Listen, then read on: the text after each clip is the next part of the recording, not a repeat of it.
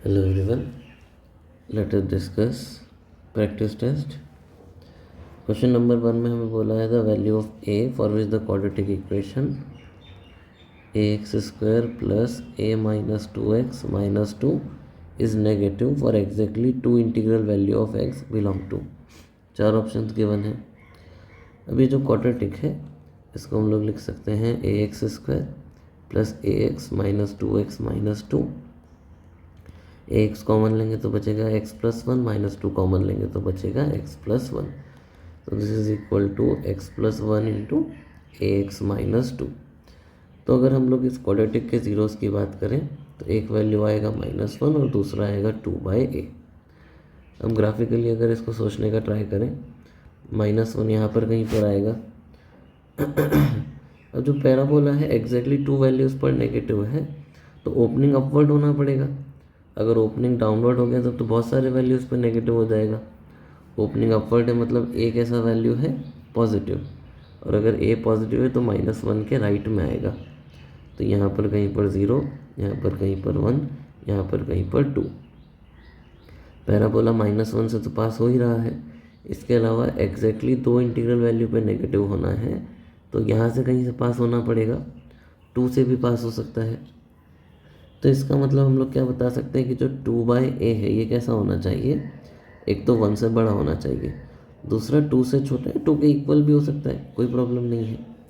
तो यहाँ से अगर हम लोग इसको उल्टा कर दें तो a/2 जो रहेगा वो कहाँ से कहाँ तक हो जाएगा, 1/2 से 1 तक। और अगर 2 मल्टीप्लाई करेंगे तो a कैसा हो जाएगा, 1 से लेकर के 2 तक। तो answer will be close interval 1 से ओपन इंटरवल 2। तो option B is correct. Then question number 2 पे चलते हैं।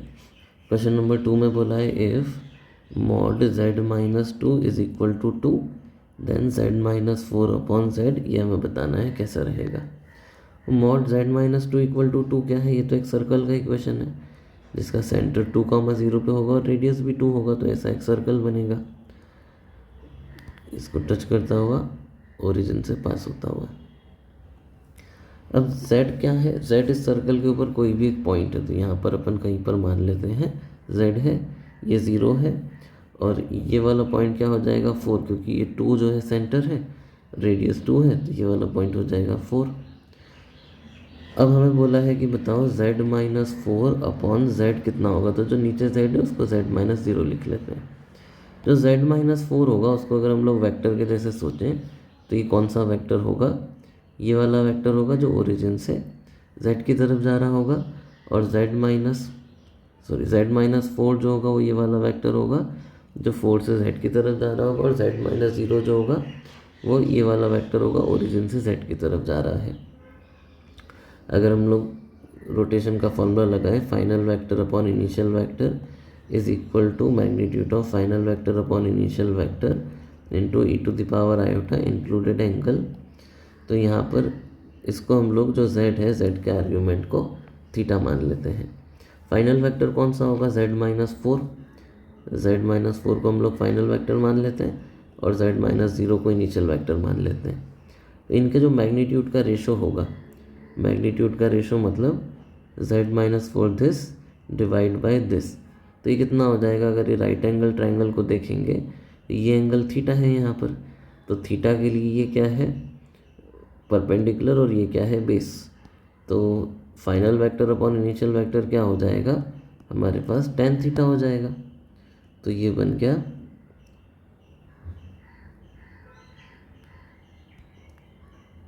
tan theta. Then e⁻i। अब इंक्लूडेड एंगल की बात करनी है, तो इंक्लूडेड एंगल अगर देखेंगे, पहले इनको एंगल देखने के लिए थोड़ा सा एक्सटेंड करना पड़ेगा। ये हमारा फाइनल वेक्टर है, ये हमारा इनिशियल वेक्टर है, तो ये एंगल जो रहेगा 90 डिग्री रहेगा, तो ये भी एंगल 90 डिग्री रहेगा। तो इनिशियल से फाइनल जाने के लिए हमको कितना रोटेट करना पड़ रहा है, 90 डिग्री।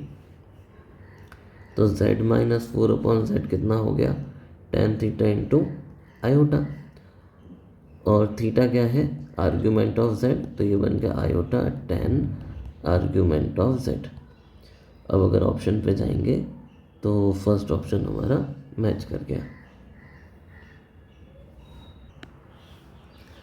फिर क्वेश्चन नंबर 3 पे चलते हैं। क्वेश्चन नंबर 3 में बोला है matrix A is equal to x 3 2 1 y 4 2 2 z. Then x Y Z का हमें वैल्यू गिवन है 60 and 8x plus 4y plus 3z का वैल्यू गिवन है 20। हमें बताना है कि a into adjoint of a ये कितना रहेगा। a into adjoint of a किसके इक्वल होता है, डिटर्मिनेंट a इंटू आई के इक्वल होता है। तो डिटर्मिनेंट a हम लोग पहले तो कैलकुलेट कर लेते हैं। a को अगर एक्सपांड करेंगे तो हो जाएगा x into Y Z minus 8 minus 3 times z minus 8 plus 2 into 2 minus 2y। तो ये हो जाएगा X Y Z minus 8x minus 3z plus 24 plus 4 minus 4y। तो ओवरऑल बन गया हमारे पास X Y Z minus 8x minus 3z minus 4y plus 28।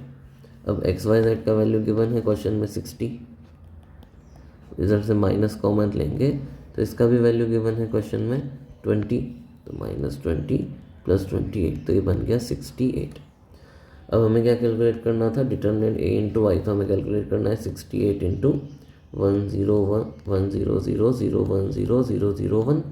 तो this will be equal to 68,000,068,000,068। अब ऑप्शन के पास जाते हैं तो ऑप्शन थर्ड मैच कर रहा है, तो ऑप्शन सी इज करेक्ट।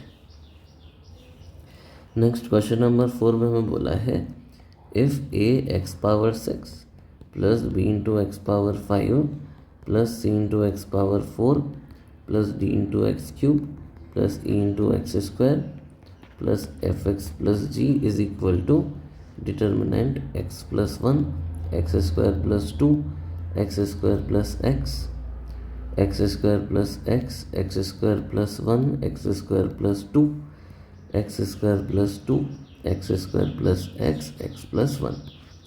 अब यहाँ पर बोला है कि this is an identity in x. ये अगर आइडेंटिटी है तो this is true for all values of x. हमें जी का वैल्यू बताना है, तो if this is true for all values of x तो ये एक्स इज इक्वल टू 0 के लिए भी ट्रू होगा। तो दोनों साइड पर 0 सब्सटीट्यूट कर देते तो लेफ्ट हैंड साइड पर सिर्फ जी बचेगा, राइट हैंड साइड बन जाएगा 1 2 0 0 1 2 2 0 1।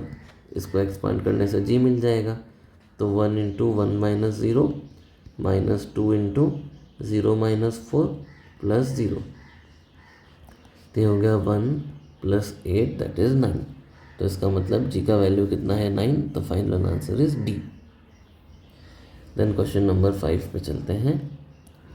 If matrix A B C D is said to be singular if, ठीक है, उसका डिटरमिनेंट वैल्यू 0 होगा, उतना ही बोला है। If the matrix A B C D is formed at random by choosing integer values A B C D at random from the interval -2 to 2। तो हमारे पास कौन कौन अवेलेबल है, -2 -1 0 1 2, 5 इंटीजर्स हमारे पास अवेलेबल हैं with replacement. Then probability that the matrix will be singular is p/625। हमें p का वैल्यू बताना है क्या रहेगा। तो अगर टोटल नंबर ऑफ एलिमेंट की बात करेंगे तो ए बी सी डी हर एक के लिए कितनी चॉइसेस है, 5। तो टोटल पॉसिबिलिटी हो जाएगी 5 पावर 4 दैट इज 625। अब अगर ये सिंगुलर है तो A D minus B C कैसा होगा, 0। अब A D minus B C जो है वो 0 कैसे कैसे हो सकता है, तो ए डी बी सी अगर हम लोग ए को 0 कर दें और डी को कुछ भी रख दें 0 +- 1 +- 2 एंड बी को 0 कर दें, उस समय सी को कुछ भी रख सकते हैं 0 +- 1 +- 2, तो आंसर विल बी 0। तो इसके लिए कितनी पॉसिबिलिटी हो गई। और भी हम लोग यहाँ पर अगर देखें तो ए डी के लिए और क्या क्या पॉसिबिलिटी है। ऐसा भी हो सकता था कि ये +- 1 हो जाए और ये 0 हो जाए, या फिर ये +- 2 हो जाए और ये 0 हो जाए। सिमिलरली यहाँ पर ये +- 1 और ये 0, ये +- 2 और ये 0। तो ये इस वाले केस में जो हम लोग 0 - 0 वाला केस ले रहे हैं ना, बेसिकली कौन सा केस ले रहे हैं, 0 - 0 वाला। तो इस केस में ए और डी के लिए कितनी पॉसिबिलिटी है, 5 + 4 9 और बी सी के लिए 5 + 4 9। तो टोटल पॉसिबिलिटी 9 × 9 81। अब दूसरा हम लोग केस लेते हैं 1 - 1 वाला, जब दोनों 1 के इक्वल हैं। तो A D and B C, तो 1 - 1 होने के लिए या तो ये दोनों 1 हो गए या दोनों -1 हो गए। सिमिलरली ये भी दोनों 1 या ये दोनों भी -1। तो यहाँ पर 2 पॉसिबिलिटी, यहाँ पर भी 2 पॉसिबिलिटी, तो यहाँ पर आ गई हमारे पास 4 पॉसिबिलिटी। देन -1 -1 भी हो सकता है, दोनों -1 हो जाए। उस केस में ए क्या हो सकता है 1, डी -1 या फिर ए -1 डी 1। सिमिलर 2 केस यहाँ पर भी बनेंगे। तो 2 × 2 4 पॉसिबिलिटी इसमें भी आ गई। देन और हमारे पास क्या पॉसिबिलिटी है, 2 - 2 करवा दें। तो ए डी बी सी, 2 कैसे हो सकता है 1 2 2 1 -1 -2 -2 -1। 4 पॉसिबिलिटी यहाँ, 4 यहाँ भी रहेंगी, तो 4 × 4 16। देन -2 -2 भी कर सकते हैं। उसमें क्या होगा 1 -2 -2 1 -1 2 2 -1, ये ए डी के लिए, बी सी के लिए भी यही 4 पॉसिबिलिटी रहेंगे। तो 4 × 4 फिर से 16। देन 0 और कैसे आ सकता है, 4 - 4 से भी आ सकता है। अब अगर देखेंगे तो 2 × 2 कर सकते हैं, -2 × -2, तो 2 पॉसिबिलिटी और 2 बी सी के लिए। देन -4 -4 भी कर सकते हैं, तो आ जाएगा 2 - 2 या फिर -2 2, तो 2 × 2 फिर से 4। तो टोटल जो फेवरेबल वेज हैं वो कितने हो गए, 81 + 4 85 + 4 89। 89 + 16, तो ये हो जाएगा 99। 105 + 16 करेंगे तो हो जाएगा 115 एंड 121। 121 + 8 करेंगे तो हो जाएगा 129। तो फेवरेबल वेज 129, टोटल 625। अब अगर कंपेयर करेंगे तो जो हमसे पूछा हुआ है पी का वैल्यू हो जाएगा 129। तो correct answer is C. Then question number 6 पे चलते हैं। A dice is thrown 2n + 1 times. The probability that faces with even number appear odd number of times. अब इवन नंबर जो है उसके अपीयर होने की प्रोबेबिलिटी क्या है 1/2। तो इवन नंबर आने की प्रोबेबिलिटी तो 1/2 हो गई। ऑड की भी इवन ऑड दोनों इक्वली होते हैं, तो 1/2 हो जाएगी दोनों की। अब जो रिक्वायर्ड प्रोबेबिलिटी है वो क्या रहेगा, हमसे बोला है कि इवन नंबर कैसा होना चाहिए, ऑड नंबर ऑफ टाइम्स आना चाहिए। तो वो कितनी बार आ सकता है, 1 बार आ सकता है, 3 बार आ सकता है, 5 बार आ सकता है, ऐसे करते करते 2n + 1 बार आ सकता है। तो जब 1 बार आएगा तो कौन सी एक प्लेस पे आएगा, वो हम लोग 2n + 1 C1 से सिलेक्ट कर लेंगे। इवन नंबर पे के आने की प्रोबेबिलिटी 1/2 और बचे हुए सारे प्लेसेस पे ऑड नंबर के आने की probability 1/2 to the power 2n। फिर अगर 3 वाला केस देखेंगे तो कौन सी 3 जगह पर इवन नंबर आएगा, पहले उसको सिलेक्ट किया। देन उन 3 जगह पर इवन नंबर के आने की प्रोबेबिलिटी 1/2 to the power 3। देन बचे हुए जगह पर ऑड नंबर भी रखना है, तो वो हो जाएगा 1/2 to the power 2n - 3। ऐसे करते करते चलते जाएंगे 2n + 1 C 2n + 1 1/2 to the power 2n + 1।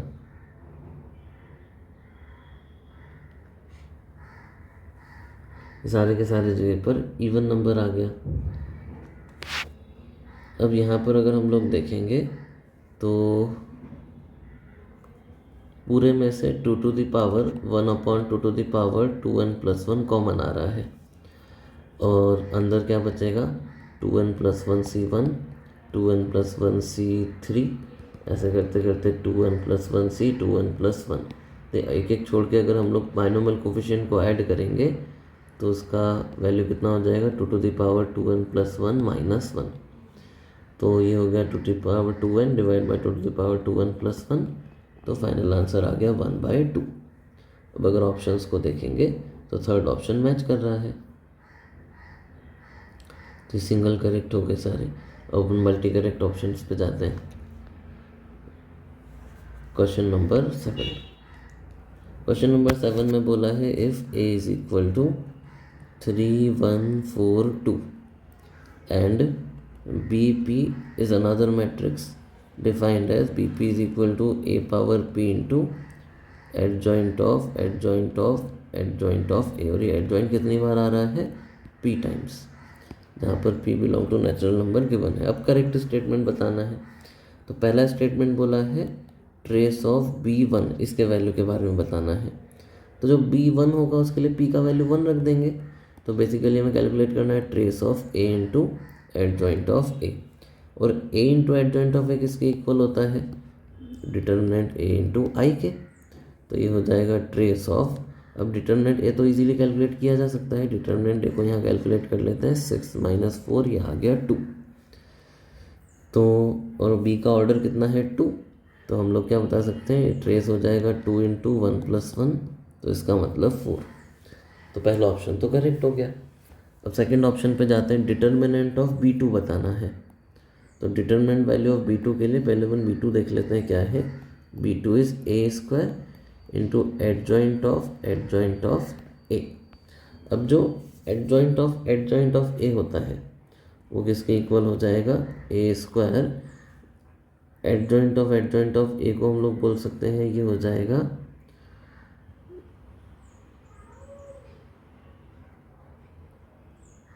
Determinant a to the power n minus 2। तो n अभी कितना, ऑर्डर कितना है 2, तो 2 माइनस 2 इंटू a। तो ये तो पावर 0 है तो 1 ही हो गया, तो बच गया हमारे पास a क्यूब। तो बेसिकली जो डिटर्मिनेंट ऑफ b2 होगा वो कितना होगा, डिटर्मिनेंट ऑफ a क्यूब। तो डिटर्मिनेंट a तो हमने लिखा था अभी अलग से, कितना था 2, तो 2 टू द पावर 3 कितना हो जाएगा 8। तो इसका मतलब सेकंड ऑप्शन भी करेक्ट है। देन हम लोग थर्ड ऑप्शन पे जाते हैं, sigma p is equal to 1 to infinity determinant bp inverse. ये हमें बताना है कि 1 के इक्वल है या नहीं है, विद इसका वैल्यू कैलकुलेट करना है। तो अगर हम लोग bp के डिटर्मिनेंट वैल्यू की बात करेंगे तो ये हो जाएगा determinant of ap into adjoint of चलता जाएगा a, और डिटर्मिनेंट मैट्रिसेस पे सेपरेट किया जा सकता है। तो ये बन गया डिटर्मिनेंट a पावर p, और यहाँ पर कितना आ जाएगा, determinant a power 2 minus 1 to the power p। तो 1 पावर p तो 1 ही हो जाएगा। तो ये हमारे पास आ जाएगा determinant a power p into determinant a, तो हो गया determinant a power p plus 1। तो जो इन्वर्स का वैल्यू होगा, bp इन्वर्स का जो डिटर्मिनेंट होगा, रेसिप्रोकल कर देंगे तो 1 upon a power determinant a power p plus 1 हो जाएगा। अब b1 के इन्वर्स की बात करेंगे, हमें क्या कैलकुलेट करना है, b1 के इन्वर्स का डिटर्मिनेंट प्लस b2 के इन्वर्स का डिटर्मिनेंट प्लस b3 के इन्वर्स का डिटर्मिनेंट अप टू इन्फिनिटी, ऐसे चलते जाना है। तो b1 के इन्वर्स का डिटर्मिनेंट हो जाएगा 1 अपॉन डिटर्मिनेंट a पावर 2, फिर 1 upon determinant a power 3, 1 upon determinant a power 4 up to infinity. ये तो इन्फाइनाइट जीपी बन गया। इसमें अगर सम का फॉर्मूला लगाएंगे तो first term upon 1 minus common ratio, तो ये हो गया 1/4 डिवाइड बाई 1 माइनस 1/2, तो 1/4 डिवाइड बाई 1/2, तो 1/2। लेकिन ऑप्शन में तो क्या दिया हुआ है 1, तो इसका मतलब option C is wrong. Then adjoint of b2, ये हमें बताना है कि किसके इक्वल है। तो इसमें अगर हम लोग फॉर्मूला लगाएंगे तो हो जाएगा b2 का determinant to the power n minus 2, तो n का वैल्यू तो अभी 2 ही है, तो 2 माइनस 2 हो जाएगा, इनटू में आ जाएगा b2, ये तो ख़त्म हो गया। तो बेसिकली b2 के इक्वल होगा, और b2 कितना होगा, b2 अगर हम लोग देखेंगे यहाँ कहीं हमने लिखा हुआ था, b2 किसके इक्वल है, a क्यूब के, तो यहाँ सब्स्टिट्यूट कर देते हैं, किसके इक्वल है, a क्यूब के। अब अगर फोर्थ ऑप्शन देखेंगे तो उसने क्या बोला है, a क्यूब ही बोला है, तो फोर्थ ऑप्शन भी करेक्ट है। तो final answer is A, B and D। Then question number 8 पे चलते हैं। Number of ways in which the letters AA, BB, CC can be arranged is also equal to. तो AA, BB, CC को कितने तरीके से अरेंज कर सकते हैं, 6 ऑब्जेक्ट है जिनमें से 2 एक जैसे हैं, 2 एक जैसे हैं, 2 एक जैसे हैं। तो ये हो जाएगा 720 डिवाइड बाई 2 इंटू 8 हो जाएगा, तो ये हो गया 90। अब हमें देखना है इनमें से कौन सी चीज़ 90 के इक्वल है। तो पहला बोला है number of ways in which 4 girls and 4 boys can be arranged can be sit around circular table if boys and girls are alternate and a particular boy and girl are never together. इसको complementary counting से कर लेते हैं। एक circle में 4 boy और 4 girl को arrange करने के कितने तरीके alternatively, boy girl boy girl boy girl boy girl, ऐसे अरेंज करना है। तो 4 बॉयज़ को अरेंज करने के तरीके 3 फैक्टोरियल, 4 गर्ल्स को अरेंज करने के तरीके 4 फैक्टोरियल, टोटल आ गया। अब इसमें से वो नंबर ऑफ वेज माइनस कर देते हैं when a particular boy and girl are together. अब पर्टिकुलर बॉय और गर्ल जो है वो टुगेदर होने के लिए ऐसे भी हो सकते हैं कि ये हमारा पर्टिकुलर बॉय है और ये हमारा पर्टिकुलर गर्ल है, तो बॉय लेफ्ट में गर्ल राइट में। ऐसे भी हो सकता है कि बॉय राइट में और गर्ल लेफ्ट में, 2 तरीके हैं। और इसमें से मान लो कि ये हमारा पर्टिकुलर बॉय वाला बॉय था, ये गर्ल थी, तो इस यूनिट को अब बिठाने का तो एक ही तरीका है।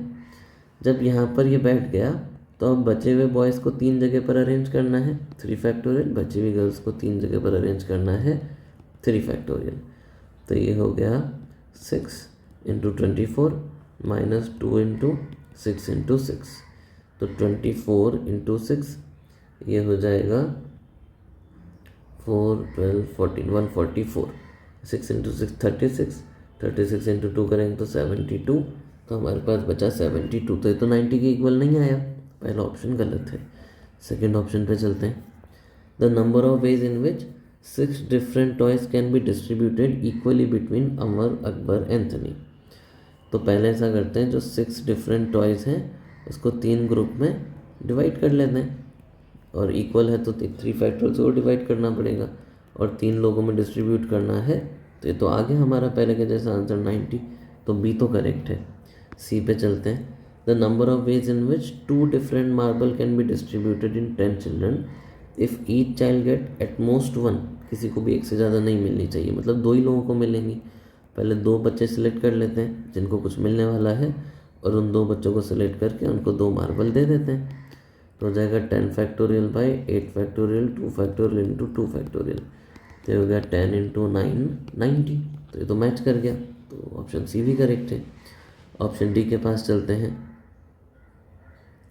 The number of ways in which 4 beads can be selected from 6 different beads and put into a circular ring distinguishing between clockwise and anti clockwise. Clockwise anti clockwise पर डिस्टिंग्विश करना है, तो बेसिकली डिवाइड बाय 2 नहीं होगा। तो पहले हम लोग क्या करेंगे, 6 में से 4 बीट सेलेक्ट कर लेते हैं और उनको सर्कुलर अरेंजमेंट करने के तरीके हो जाएंगे 3 फैक्टोरियल।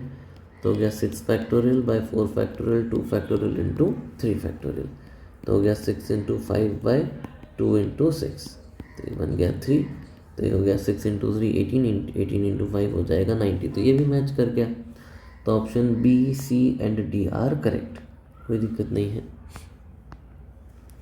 अब हम लोग चलते हैं क्वेश्चन नंबर 9 पे। क्वेश्चन नंबर 9 में बोला है probability of n heads in 2n tosses of a fair coin can be given by. तो n हेड जो है 2n में से n प्लेसेस सिलेक्ट कर लेते हैं जहाँ पर हेड आएगा, और हेड के आने की प्रोबेबिलिटी 1/2 पावर n, बची हुई जगह पर टेल भी लेके आना है। तो हो गया 2n factorial divide by n factorial 2 power n। अब हमें ऑप्शन एक एक करके मैच कराना है। पहला ऑप्शन में बोला है पाए आर का वैल्यू 1 से n तक जा रहा है, तो आर 1 लिखेंगे तो हो जाएगा 1/2 इंटू 1 मल्टीप्लाई बाय आर को 2 लिखेंगे तो हो जाएगा 3/2 इंटू 2, देन 5/2 इंटू 3, ऐसे करते करते 2n माइनस 1/2 इंटू n। अब हमें देखना है कि हमारा ऑप्शन मैच कर रहा है या नहीं। तो ऐसा करते हैं, न्यूमरेटर में 2 4 6 2n मल्टीप्लाई कर देते हैं, डिनोमिनेटर में भी करना पड़ेगा 2 4 6 अप टू 2n। अब इसके बाद ये वाले जो 2 2 2 2 हैं इसको लिख सकते हैं 2 to the power n। Numerator को ध्यान से देखेंगे तो ये बन रहा है 2n फैक्टोरियल, और ये 1 1 2 3 अप टू n, ये क्या है n फैक्टोरियल। देन इस वाले पार्ट में से क्या करेंगे, इसको लिख लेंगे 2 इंटू 1, ये 2 इंटू 2, ये 2 इंटू 3, और ये 2 इंटू n। तो हर एक में से अगर 2 अलग कर देंगे तो 2 पावर n अलग हो जाएगा और बचा हुआ बन जाएगा n फैक्टोरियल। तो ऑप्शन मैच कर गया, तो मतलब first option is correct. Second option के पास जाते हैं, फिर से मल्टीप्लाई करना है r equal to 1 to n, तो n plus 1 divide by 2 into 1, n plus 2 divide by 2 into 2, ऐसे करते करते n plus n divide by 2 into n। तो ऊपर अगर 2n फैक्टोरियल बनाना है तो हमें जो मिसिंग टर्म है, कौन से मिसिंग टर्म है, मिसिंग टर्म हो रहे हैं यहाँ पर 1 इंटू 2 अप टू n, इसको मल्टीप्लाई डिवाइड कर देते हैं। तो ऊपर बन गया 2n फैक्टोरियल, ये बन गया n फैक्टोरियल, इन सब में से एक एक 2 बाहर करेंगे तो बचेगा 2 टू द पावर n, और 1 into 2 into up to n बच गया n फैक्टोरियल। तो एक डिनोमिनेटर में 2 पावर n कम आ रहा है, 2 बार 2 पावर n था, ये n है, तो उसका मतलब ऑप्शन बी तो करेक्ट नहीं है। ऑप्शन सी पे चलते हैं। ऑप्शन सी में अब सिग्मा है तो ऐड करना पड़ेगा, ऐड करेंगे तो ये हो जाएगा सिग्मा एन सी आर का square divide by 2 to the power 2n। तो ये तो हमें डायरेक्टली पता है किसकी इक्वल होता है, 2n सी एन के इक्वल होता है, बाइनोमियल थ्योरम में हमने किया हुआ है, divide by 2 to the power 2n। तो डायरेक्टली ऑप्शन मैच कर गया, यही बन गया जो हमने ओरिजिनली हमारा एक्सप्रेशन लिखा था, तो ऑप्शन सी तो करेक्ट है। ऑप्शन डी के पास जाते हैं, सिग्मा एन सी आर का square divide by sigma n C r का होल स्क्वायर, तो ये हो गया 2n/n, ये हो गया 2 टू द पावर n का स्क्वायर, ये भी हमारा ऑप्शन मैच कर गया, कोई प्रॉब्लम नहीं है। तो इसका मतलब फाइनल आंसर क्या हो गया, ए सी एंड डी, बी हमारा मैच नहीं कर रहा था। क्वेश्चन नंबर 10 पे चलते हैं। क्वेश्चन नंबर 10 में एक इक्वेशन दिया हुआ है कि magnitude of 2z plus 3 is equal to mod 2z plus 4। इसके बारे में बताना है, 4 ऑप्शन दिए हुए हैं। पहले तो इसको कार्टेशियन फॉर्म में कन्वर्ट कर लेते हैं। ये हो जाएगा mod 2x plus 2 iota y plus 3 is equal to mod 2x plus 2 iota y, sorry यहाँ पर 3 है, 3x plus 3 iota y plus 4। तो ये हो गया अंडर रूट 2x प्लस 3 का होल स्क्वायर प्लस 2y का square is equal to under root 3x plus 4 का होल स्क्वायर प्लस 3y का स्क्वायर। दोनों साइड स्क्वायरिंग कर दिया, स्क्वायर्स को एक्सपांड कर देते हैं, तो हो जाएगा 4x square plus 12x plus 9 plus 4y square is equal to 9x square plus ये हो जाएगा 24x plus 16 plus 9y square. सबको राइट हैंड साइड पे भेज देते हैं, तो 9 माइनस 4 ये हो जाएगा 5x स्क्वायर, फिर से 9 माइनस 4 हो जाएगा 5y square, 24 minus 12 will be 12x and 16 minus 9 will be 7 is equal to 0। ये तो एक सर्कल का इक्वेशन आ गया। अब इसको 5 से डिवाइड कर देते हैं, तो x square plus y square plus 12/5x plus 7/5 equal to 0। इसका जो सेंटर है वो कहाँ पर है, -6/5, 0। तो ऑप्शन ए तो गलत हो गया। ऑप्शन बी के लिए हमें रेडियस भी देखना होगा। Radius will be under root G square plus F square minus C, इसको 5/5 कर देते हैं, तो ये हो गया अंडर रूट 1/25 मतलब 1/5। तो रेडियस तो कहीं मैच नहीं कर रहा है, तो ऑप्शन ए एंड बी दोनों गलत हो गए। अब z का मैक्सिमम मिनिमम वैल्यू चाहिए, मॉड z का। तो ये जो सर्कल है इसका सेंटर कहाँ पर है, -6/5, 0, यहाँ पर -6/5, 0। और रेडियस अगर 1/5 है, रेडियस अगर 1/5 है तो -6/5 से अगर 1/5 यूनिट आगे चल जाएंगे तो ये हो जाएगा -7/5, 0। और अगर पीछे की तरफ चले जाएंगे तो ये हो जाएगा -1, 0। तो अब मॉड z का जो मिनिमम डिस्टेंस है, ये है मॉड z का मिनिमम वैल्यू, तो मॉड z का मिनिमम वैल्यू 1 है, तो थर्ड ऑप्शन करेक्ट हो गया। और मॉड z का मैक्सिमम वैल्यू ये है, तो मैक्सिमम वैल्यू कितना हो गया, 7/5। तो इसका मतलब ऑप्शन डी भी करेक्ट है। तो फाइनल आंसर हो गया option C and option D. अब चलते हैं क्वेश्चन नंबर 11 पे। क्वेश्चन नंबर 11 में हमें बोला है let A is equal to 1 2 0 0 2 0 0 -1 2 be a given matrix.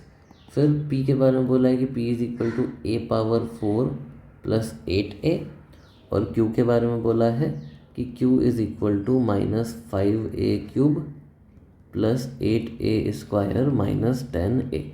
अब एक तो p प्लस क्यू का ट्रेस बताना है और एक p प्लस क्यू का डिटर्मिनेंट वैल्यू बताना है। हम ऐसा करते हैं, पहले तो इसका कैरेक्टरिस्टिक इक्वेशन लिखते हैं। तो हो जाएगा determinant a minus x into I, यहाँ से मिलेगा तो हो जाएगा डिटर्मिनेंट, किसका determinant 1 minus X 2 0 0 2 minus X 0 0 -1 2 minus X. इसको कॉलम 1 के अबाउट एक्सपांड कर देते हैं, तो ये हो जाएगा 1 minus x into 2 minus x into 2 minus x, और माइनस में आ जाएगा 0। ये कैरेक्टरिस्टिक इक्वेशन इक्वल टू में 0 भी लगाना पड़ेगा। तो ये तो क्या बन गया 1 minus x into 2 minus x का स्क्वायर इक्वल टू 0। तो यहाँ से लिख सकते हैं 1 minus x into x square minus 4x plus 4 equal to 0।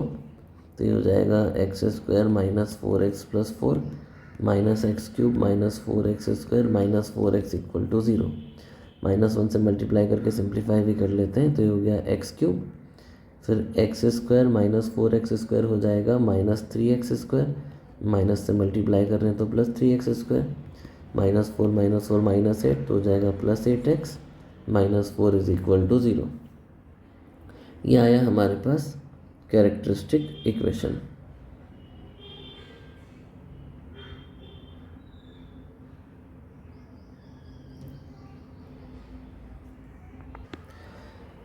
यहाँ पर एक छोटा सा एरर हो गया है, माइनस माइनस प्लस नहीं किया हमने, तो ये प्लस होगा, तो यहाँ पर -5x स्क्वायर बन जाएगा।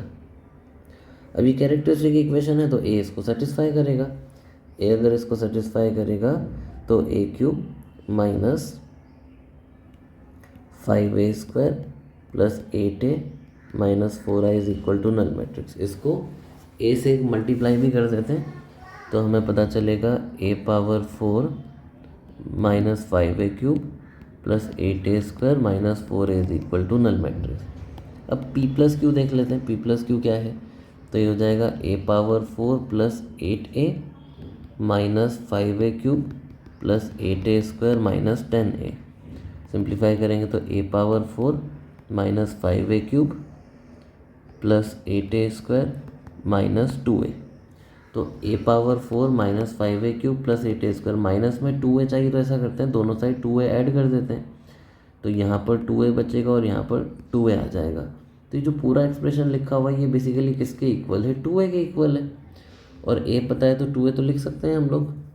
2a कितना हो जाएगा, 2a हो जाएगा 2 4 0 0 4 0 0 माइनस 2 4। अब जो भी पूछा है हम लोग बता सकते हैं। ट्रेस पूछा है तो trace will be 2 + 4 + 4 that is 10। तो फर्स्ट ऑप्शन करेक्ट हो गया, सेकंड ऑप्शन रॉन्ग हो गया। इसका डिटरमिनेंट वैल्यू चाहिए तो फिर से इसके अबाउट एक्सपांड कर देंगे, तो 2 × 4 × 4 तो 16 × 2 32। तो इसका मतलब ऑप्शन डी इज़ करेक्ट। तो कौन कौन सा फाइनल आंसर हो गया, option A and option D. Question number 12 के पास जाते हैं। क्वेश्चन नंबर 12 में हमें बोला है कि a³ minus 2a square minus a plus 2i is equal to 0 if a is equal to, तो a इनमें से कौन कौन सा हो सकता है हमें बताना है। पहला ऑप्शन अगर हम लोग देखें, या ऐसा करते हैं कैरेक्टरिस्टिक इक्वेशन लिख लेते हैं इसका भी, और ऑप्शन का लिख लेंगे हम लोग। आई तो डायरेक्टली रख के ही देख लेते हैं, या फिर फैक्टराइज भी हो रहा है, फैक्टराइज करें तो यहाँ से a³ में से और यहाँ से a अगर कॉमन लें तो बचेगा a square minus I, -2 common लेंगे तो a square minus I equal to null matrix. a square minus I अगर कॉमन लेंगे तो बचेगा a minus 2i equal to null matrix. तो a इक्वल टू आई और इक्वल टू 2i तो यहाँ से दिख रहा है कि सेटिस्फाई करेगा, तो फर्स्ट एंड सेकंड ऑप्शन तो करेक्ट हो गया। थर्ड एंड फोर्थ ऑप्शन हमें चेक करना है। थर्ड ऑप्शन की अगर बात करेंगे तो ऐसा करते हैं, उसको थोड़ी देर के लिए नाम दे देते हैं बी। 2 - 2 2 -1 0 0 0 1 0, इसका कैरेक्टरिस्टिक इक्वेशन लिखते हैं। तो कैरेक्टरिस्टिक इक्वेशन के लिए हो जाएगा 2 - x -2 2 -1 - x 0 0 1 - x। इसको अगर एक्सपांड करेंगे तो हो जाएगा 2 - x into x² - 0 +2 into x - 0 +2 into -1 - 0। ये 0 के इक्वल होना चाहिए कैरेक्टरिस्टिक इक्वेशन के हिसाब से। तो 2 - x इंटू x² करेंगे तो 2x² - x³ + 2x - 2 = 0। तो हो गया x³ - 2x² - 2x + 2 = 0। तो b इसको सेटिस्फाई करेगा। तो b³ - 2b² - 2b + 2y = null matrix. और अगर ध्यान से देखेंगे तो यही इक्वेशन तो क्वेश्चन में दिया हुआ है, तो मतलब ऑप्शन सी का जो मैट्रिक्स है वो भी इस इक्वेशन को सेटिस्फाई करेगा। सिमिलरली हमें ऑप्शन डी का भी कैरेक्टरिस्टिक इक्वेशन देखना पड़ेगा। अगर सेम आ रहा है तो हमारा काम हो जाएगा डायरेक्टली। तो उसको ऑप्शन डी वाले मैट्रिक्स को नाम दे देते हैं सी। 2 1 - 2 1 0 0 0 1 0। इसका कैरेक्टरिस्टिक इक्वेशन बनेगा 2 - x 1 - 2 1 - x 0 0 1 - x = 0। एक्सपांड कर लेते हैं। 2 - x into x² - 0 -1 into -x - 0 -2 into 1 - 0 = 0। तो ये हो गया 2x² - x³ + x - 2 = 0। तो x³ - 2x² - x + 2 = 0। फिर से सेम इक्वेशन आ गया, तो ये भी सेटिस्फाई करेगा। तो मतलब चारों जो मैट्रिक्स हैं वो इस गिवन इक्वेशन को सेटिस्फाई करेंगे। तो आंसर क्या हो जाएगा, ए बी सी डी, चारों करेक्ट ऑप्शन हो गए। तो ये भी कंप्लीट हो गए। अब हम लोग न्यूमेरिकल पे आ जाते हैं, इंटीजर टाइप पे। Question number 13। क्वेश्चन नंबर 13 में बोला है कि ए हमारे पास एक पॉइंट है 3,1, सी एक पॉइंट है 6,2। तो यहाँ पर कहीं पर मान लेते हैं ए 3,1 और सी जो है 6,2 are 2 point and B and D lie on lines x - 3y - 1 = 0। और दो पैरेलल लाइंस दिए हुए हैं हमें। तो दो पैरेलल लाइंस जो रहेंगे इस तरीके से अगर बना दें, एक लाइन हो जाएगा यहाँ पर x - 3y - 1 = 0, दूसरा हो जाएगा x - 3y + 4 = 0। देन फिर क्या बोला है आगे, such that a convex quadrilateral ABCD is formed. देख कॉन्वेक्स क्वाड्रिलेटरल यहाँ से हम लोग बना रहे हैं, कुछ इस तरीके से बना लेते हैं ABC और D। अच्छा AC इसका जो स्लोप है वो कितना है 1/3, इसका स्लोप कितना है 1/3। अगर AC का स्लोप देखेंगे तो वो कितना आएगा 2 - 1/6 - 3। तो ये भी 1/3 आ रहे हैं। तो ये जो लाइन होगा ये भी दोनों गिवन लाइंस के पैरेलल ही रहेगा। अब आगे क्या कह रहा है क्वेश्चन वाला, तो if area of quadrilateral is p/q where p/q natural number है, तो least value of p - q बताना है। तो एरिया निकालने के लिए AC जो है वो तो हम डिस्टेंस फार्मूला से लिख सकते हैं, √3² + 1² तो √10। तो ट्राइंगल्स को देखेंगे तो बेस तो पता चल गया, ये अगर हाइट पता चल गया तो हमारा काम हो जाएगा। हाइट के लिए क्या कर सकते हैं, पैरेलल लाइन है तो ये लेंथ और ये लेंथ तो सेम ही होगा। तो 3,1 का इस लाइन से परपेंडिकुलर डिस्टेंस लिख लेते हैं। इसको अगर नाम दे दें P1, तो P1 हो जाएगा मैग्नीट्यूड ऑफ 3 - 3 - 1 डिवाइड बाई √10। तो ये हो गया 1/√10। और सिमिलरली ये वाला लेंथ अगर P2 लिखना है तो 3,1 का इस लाइन से डिस्टेंस लिख लेते हैं। तो हो जाएगा 3 - 3 + 4/√10। तो P2 आ गया 4/√10। तो एक ट्राइंगल का एरिया कितना हो जाएगा 1/2 बेस इंटू हाइट। दूसरे ट्राइंगल का एरिया हो जाएगा 1/2 बेस इंटू हाइट। तो ये कितना हो जाएगा, ये तो कैंसिल, ये भी कैंसिल, 1/2 प्लस 4/2 हो जाएगा 5/2। ये एरिया आ गया। पी माइनस क्यू मिनिमम करना है अगर, तो इसको रिड्यूस फॉर्म में ही लेना पड़ेगा, तो 5 - 2 विल बी 3, तो मिनिमम वैल्यू 3 आ गया, तो final answer is 3। Question number 14 पे चलते हैं। 3 balls are marked 1, 2 and 3. They are placed in a bowl and a ball is drawn. Its number is recorded and the ball is returned to the bowl. तो तीनों रख दिए हमने, ball निकाला और बॉल को फिर से रख दिया। प्रोसेस हमने रिपीट किया 2 और बार, तो बेसिकली 3 बार हमने बॉल को निकाला with replacement. If the sum of the 3 number is 6, sum 6 कैसे हो सकता है, 1, 2, 3 से हो सकता है, 2, 2, 2 से हो सकता है, दो ही तरीके से हो पाएगा। Then P is equal to A/B is probability in lowest form that the ball numbered 2 was drawn all the 3 times, basically ये वाला। तो फाइंड A + B।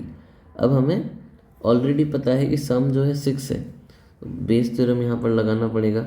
सम 6 दो तरीके से आ सकता है, तो 1, 2, 3 में देखेंगे तो ऑर्डर भी मैटर कर जाएगा। 1, 2, 3, 2, 3, 1, तो कितने ऑर्डर होंगे, 3 फैक्टोरियल। फिर 1 के आने की प्रोबेबिलिटी 1/3, 2 की 1/3, 3 की 1/3। 2, 2, 2 में तो ऑर्डर होगा नहीं, एक ही तरीके से 2, 2, 2 आ सकता है। 2 के आने की प्रोबेबिलिटी 1/3, फिर से 2 1/3, फिर से 2 1/3। और हमें इसका प्रोबेबिलिटी चाहिए, तो इसको ऊपर बिठा देते हैं, 1 × 1/3 × 1/3 × 1/3। तो 3, 3, 3 तो सब जगह कैंसिल हो गए, 1/6 + 1 हो गया 1/7। तो ये हमारे पास प्रोबेबिलिटी आ गया लोएस्ट फॉर्म में। A + B पूछा हुआ है, तो A + B इज 8, तो फाइनल आंसर हो गया हमारे पास 8। देन चलते हैं नेक्स्ट क्वेश्चन नंबर 15 पे। क्वेश्चन नंबर 15 में बोला है कि जो अल्फ़ा है वो है 6 + 4 आयोटा, जो बीटा है वो है 2 + 4 iota, such that amplitude of z minus alpha upon z minus beta is π/6, moves on a major segment of a circle whose radius बताना है। तो डायग्राम अगर एक रफ स्केच बनाए तो ऐसा दिखाई देगा, ये 6,4, ये 2,4, और सर्कल को जिस तरीके से बना देते हैं, इसका हमें क्या बताना है, रेडियस। यहाँ पर कहीं पर सेंटर मान लेते हैं, इसको ज्वाइन कर देते हैं। अच्छा, अगर सर्कल पे 30 डिग्री बन रहा है तो यहाँ कितना बनेगा, 60 डिग्री। तो अगर परपेंडिकुलर ड्रॉप कर दे तो ये फिर से कितना हो जाएगा, 30 डिग्री। ये लेंथ डिस्टेंस फार्मूला से लिख सकते हैं, डायरेक्टली दिखाई दे रहा है 4 है, तो ये आधा हो जाएगा 2। इसको अगर मान ले रेडियस, तो इस एंगल के लिए sin 30 अगर हम लोग यूज़ करें, sin 30 विल बी 2/r, तो 1/2 विल बी 2/r, तो r इज इक्वल टू 4, तो रेडियस 4 आ गया, तो फाइनल आंसर यहाँ पर 4 हो जाएगा। फिर नेक्स्ट क्वेश्चन पे चलते हैं, question number 16। Let ABC be non zero real number if the system of equation, सारे टर्म को एक साइड पे भी लेके आ जाते हैं, तो -2x + y + z is equal to a, then x - 2y + z is equal to b, and x + y - 2z is equal to c is consistent. b के बारे में बोला है कि this is equal to 4a + c/4। Then the absolute value of sum of the roots of the equation ax² + bx + c = 0। तो question वाला हमसे mod b/a का वैल्यू चाह रहा है कि कितना होगा। तो यहाँ पर हम लोग सबसे पहले तो अगर ये कंसिस्टेंट है तो सॉल्यूशन एग्जिस्ट कर रहे हैं, तो डेल्टा को चेक करते हैं, डेल्टा कितना आ रहा है। डेल्टा हो जाएगा -2 1 1 1 - 2 1 1 1 - 2। इसमें अगर देखेंगे कॉलम 1 को अगर लिखें, कॉलम 1 + कॉलम 2 + कॉलम 3, तो यहाँ 0 0 0 आ जाएगा, तो डेल्टा का वैल्यू कितना आ रहा है, 0। तो अब अगर डेल्टा 0 आ गया है तो delta x, delta y, delta z, इन तीनों को भी कितना होना पड़ेगा, 0। तो डेल्टा x की हम लोग बात करते हैं। डेल्टा x कैसे लिखेंगे, तो यहाँ पर x के कोफिशिएंट को हटा के उसकी जगह आ जाएगा a b c। यहाँ पर हम लोग एज इट इज़ लिख देंगे 1 -2 1 1 1 -2। तो इसको एक्सपांड कर देते हैं, ये हो जाएगा a into 4 -1 -1 into -2b -c plus 1 into b plus 2c। This should be equal to 0। अब अगर सॉल्यूशन एग्जिस्ट कर रहा है, डेल्टा 0 आ गया, तो delta x delta y delta z तीनों 0 होने पड़ेंगे। तो ये बन गया 3a plus 2b plus c plus b plus 2c is equal to 0। तो ये हो गया 3a plus 3b plus 3c is equal to 0। तो a plus b plus c equal to 0। Similarly जब डेल्टा y और डेल्टा z को 0 करेंगे तो वहाँ से भी सेम ही कंडीशन मिलेगा। तो हमें क्या पता चल गया कि a प्लस बी प्लस सी कैसा होना चाहिए, 0। इसको अगर हम लोग a से डिवाइड कर दें तो 1 plus b by a plus c by A is equal to 0। ये हमारे पास एक रिलेशन आ गया। एक क्वेश्चन में भी दिया हुआ था रिलेशन, इसको भी a से डिवाइड कर देते हैं। तो ये हो जाएगा b by A is equal to 4 plus c by 4a is equal to, इतना ही है। और इसको ऐसा करते हैं 4 से मल्टीप्लाई भी कर देते हैं, तो यहाँ 4 आ जाएगा, यहाँ 16 आ जाएगा और ये 4 चला जाएगा। और यहाँ से c बाई ए का वैल्यू क्या लिख सकते हैं, -1 माइनस बी बाई ए, इसको यहाँ रख देते हैं। तो 4 times B by A is equal to 16 -1 minus B by A. तो 5 times B by A is equal to 15। तो B by A is equal to 3। तो mod B by A is also equal to 3। यही तो हमें calculate करना था, sum of root. इस equation का सम ऑफ रूट मतलब mod minus B by calculate करना था, mod B by A same ही होगा। तो आंसर हो गया 3। अब क्वेश्चन नंबर 17 पे चलते हैं। क्वेश्चन नंबर 17 में हमें बोला है A and B are 2 square matrices such that A square B is equal to B A, और साथ में कहा जा रहा है कि A B power 10 is equal to A power K B power 10। तो find the value of K minus 1020। और ए एन बी एन जो है उनका ऑर्डर दिया हुआ है 3। तो उसकी ज़रूरत नहीं है। तो यहाँ पर अगर हम लोग देखें तो ए बी का जो स्क्वायर होगा that will be A B into A B. इसको लिख सकते हैं A into B A into B. और अगर बी ए का वैल्यू सब्स्टिट्यूट करें तो ये हो जाएगा A square B into B. तो ये बन गया A power 4 into B square. एक मिनट, ये स्क्वायर नहीं था यहाँ पर, तो ए था, तो बन गया A cube into B square.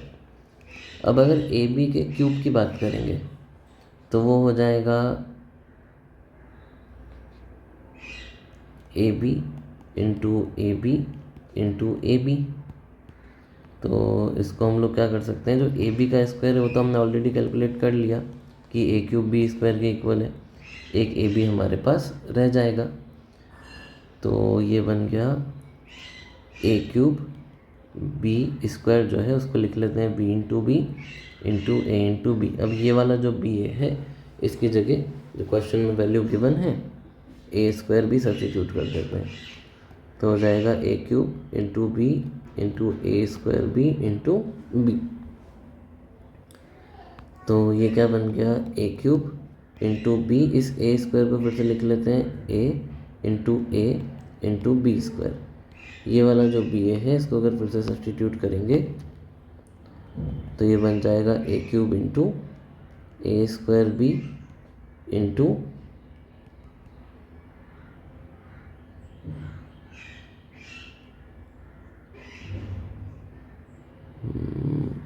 ये हो गया A cube B A B square into A B.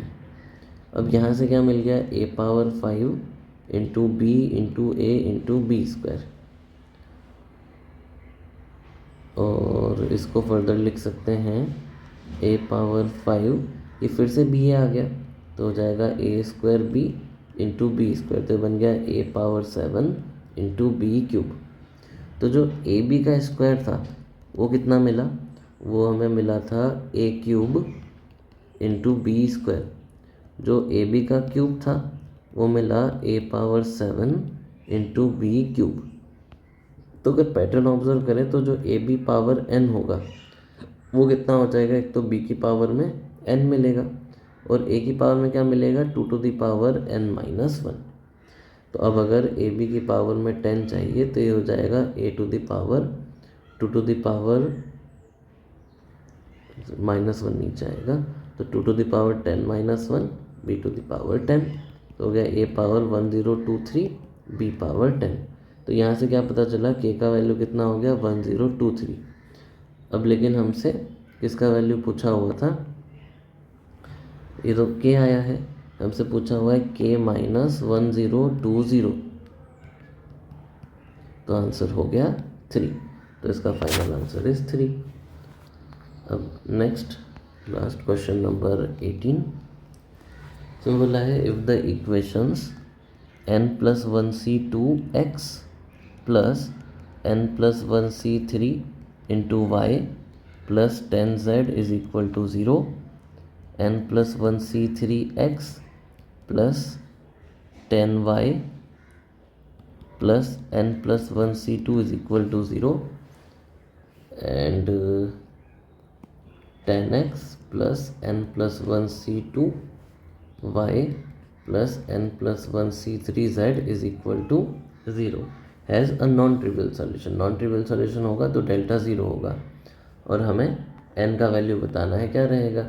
तो अगर डेल्टा 0 कर दें तो हमें क्या मिलेगा, यहाँ से n+1c2 n+1c3 10 n+1c3 10 n+1c2 and 10 n+1c2 n+1c3, ये हमें मिलेगा यहाँ पर।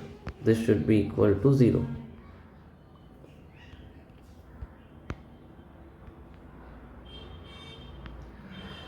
अब इसको अगर ध्यान से देखेंगे तो ये क्या लिखा हुआ है, ये लिखा हुआ है A B C B C A B. इसको अगर एक्सपांड करेंगे तो क्या मिलता है, A plus B plus C into यहाँ पे आ जाएगा A square plus B square plus C square minus A B minus B C minus C A, ये मिल जाएगा, है ना। कैसे आ गया, तो अपन प्रॉपर्टीज़ यहाँ पर यूज़ कर सकते हैं। तो अगर कॉलम 1 को लिख लें, column 1 plus column 2 plus column 3, तो एक ए प्लस बी प्लस सी हमारे पास बाहर आ जाएगा, बचेगा 1 1 1 B C C A B. अब इसको A plus B plus C 0 बना सकते हैं, डायरेक्टली एक्सपांड ही कर देते हैं। अब तो ये हो जाएगा C B minus A square minus B into यहाँ से आ जाएगा बी माइनस ए प्लस सी इंटू ये हो जाएगा ए माइनस सी। तो ये कितना मिल रहा है हमें, A plus B plus C into B C minus A square minus B square plus A B plus A C minus C square. तो माइनस के साथ आ जाएगा जो हमने लिखा था, A plus B plus C into A B plus B C plus C A minus A square minus B square minus C square. हमें किसके इक्वल चाहिए, 0 के इक्वल। तो यहाँ से क्या लिख सकते हैं, यहाँ तो ए प्लस बी प्लस सी 0 होगा, या फिर यहाँ से क्या लिख सकते हैं कि A equal to B equal to C होगा। अब ये ए बी सी कौन था, n+1c2 plus n+1c3 plus 10 equal to 0। अब 3 पॉजिटिव नंबर को ऐड करेंगे तो 0 तो कभी नहीं मिलेगा, इससे तो कुछ नहीं मिला हमें। अब ये करते हैं a equal to B equal to C, तो n+1c2 is equal to n+1c3 is equal to 10। तो nc(x) इक्वल टू ncy होगा, तो इधर x इक्वल टू y होगा, विच इज़ नॉट पॉसिबल। दूसरी possibility n+1 equal to 2 plus 3, तो n equal to 4। और n equal to 4 अगर यहाँ रख के देखें तो 5c2 एंड 5c3 मिल रहा है, दोनों इक्वल ही होते हैं। इनका जो वैल्यू है वो हो जाएगा 5 फैक्टोरियल बाई 2 फैक्टोरियल 3 फैक्टोरियल, तो हो जाएगा 5 इंटू 4 बाई 2 10। तो इसको भी सेटिस्फाई कर रहा है, तो n का वैल्यू 4 हो गया, तो फाइनल आंसर इज 4। तो ये हमने पेपर डिस्कस कर लिया। I hope this is clear.